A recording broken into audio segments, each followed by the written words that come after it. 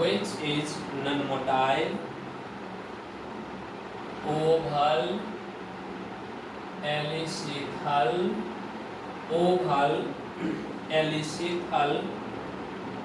that is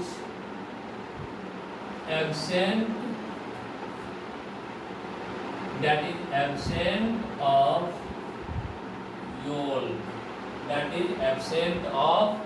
yolk, इसका मतलब क्या होता है समझिए कि मैक्रो फीमेल गैमीट होगा। मैक्रो फीमेल गैमीट का मतलब एक होता है माइक्रो और ये है मैक्रो।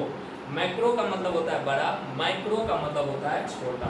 तो स्पर्म जो होता है काफी छोटा होता है ओवम की तुलना में, तो उसको हम लोग माइक्रो बोलेंगे, और यहाँ पर जो है ये बड़ा होता है तो इसलिए इसको हम लोग मैक्रो बोलते हैं। तो मैक्रो फीमेल गैमीट होगा जो कैसा होगा, नॉन मोटाइल होगा। वहाँ पर हम लोग पढ़े थे कैसा था, वो था मोटाइल था। और ये नॉन मोटाइल होगा, ओवल होगा मतलब गोलाकार होगा, एलेसीथल का मतलब होता है, लिख दिए, दैट इज अर्थात एब्सेंट होता है योल्क का। योल्क का मतलब क्या होता है, तो योल्क का मतलब होता है जो हम लोग मुर्गी के अंडा जो सब खाया होगा वो सबको अच्छी तरह से समझ में आ जाएगा कि उसमें होता क्या है कि मुर्गी के अंडा जब देखिएगा उबालते हैं, उबालने के बाद या फिर ऐसे कच्चा भी अंडा को क्या करते हैं, फोड़ते हैं, फोड़ने के बाद उसमें जो पीला वाला भाग निकलता है वही पीला वाला भाग जो होता है योल्क होता है। तो उसमें योल्क क्या हुआ समझ में आ गया, जो मुर्गी के अंडा को हम लोग फोड़ते हैं, फोड़ने के बाद उसमें जो पीला वाला भाग दिखता है वही क्या है, योल्क है।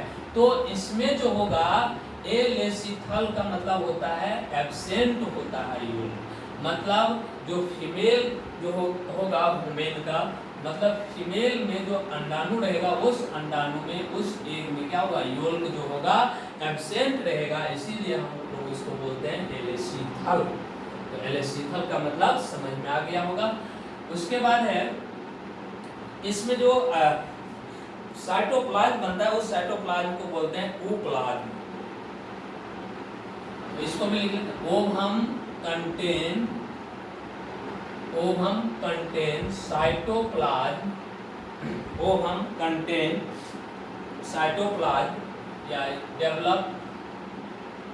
Develop cytoplasm is called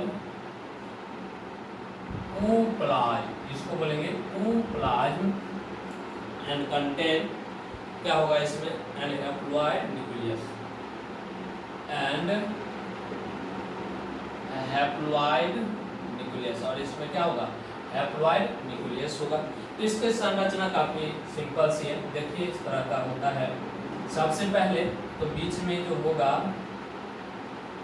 ovum रहेगा, ओवम बीच में जो होगा ओवम रहेगा। अब इस ओवम के बाद एक स्पेस रहता है, आगे इसको हम लोग समझेंगे, स्पेस है। उसके बाद फिर इसका स्ट्रक्चर इस तरह से सेल से घिरा होगा, ये थोड़ा ओवल टाइप का होता है गोलाकार। उसके बाद फिर इसमें सेल होगा, सेल ग्रुप होता है,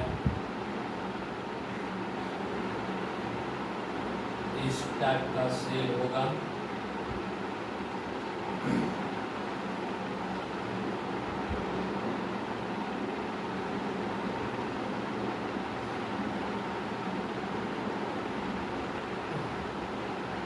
इस टाइप का क्या होगा, सेल होगा।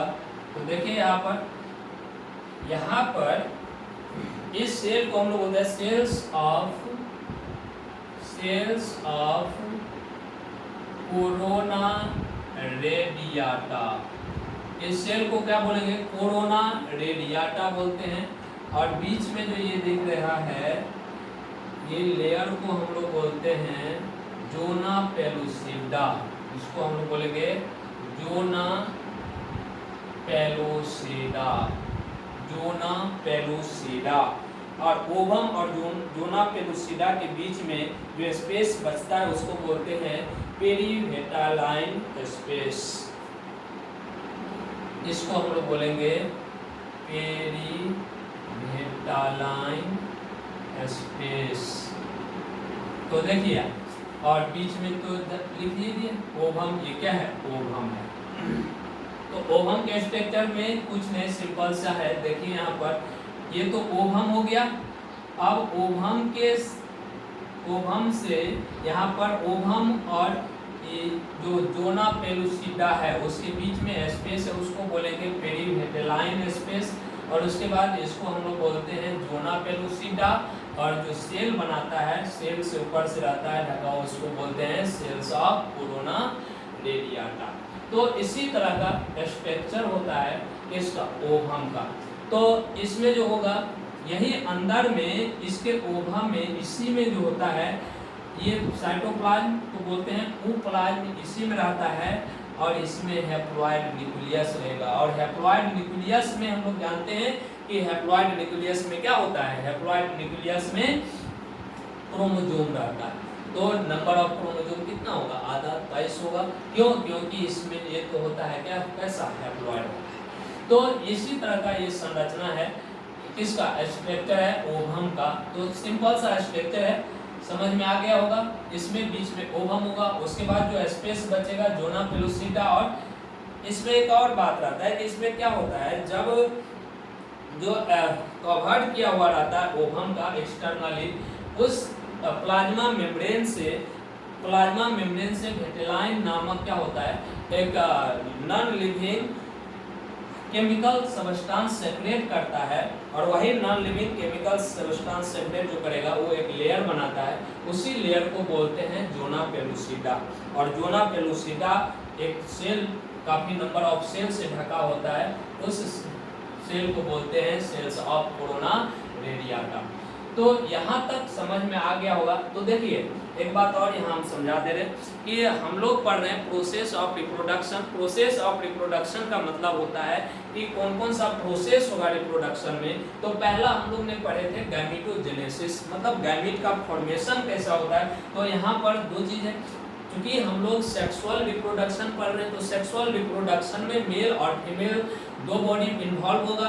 तो मेल में बनेगा स्पर्म और फीमेल में ओवम, तो अलग अलग गैमीट बनता है। तो अभी तक हम लोग गैमीट का फॉर्मेशन कर चुके हैं। गैमीट का फॉर्मेशन मतलब मेल में जो स्पर्मेटोजेनेसिस होगा, मतलब स्पर्म का फॉर्मेशन किस तरह से होता है, स्पर्म हम लोग तैयार कर लिए हैं, ओवम हम लोग आज तैयार कर लिए, ओवम तैयार कर लिए।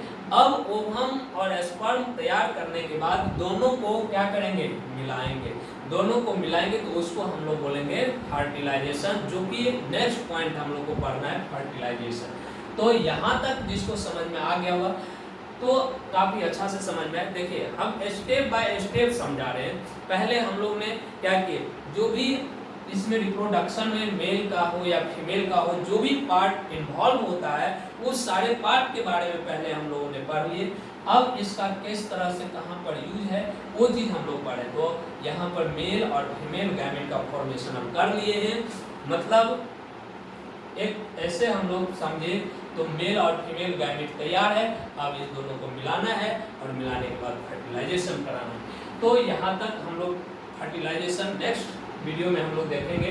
तो यहाँ तक कंप्लीट है, यहाँ तक रहने दीजिए। नेक्स्ट वीडियो में आगे हम लोग फर्टिलाइजेशन की बात करेंगे। तो thank you, good day, good bye.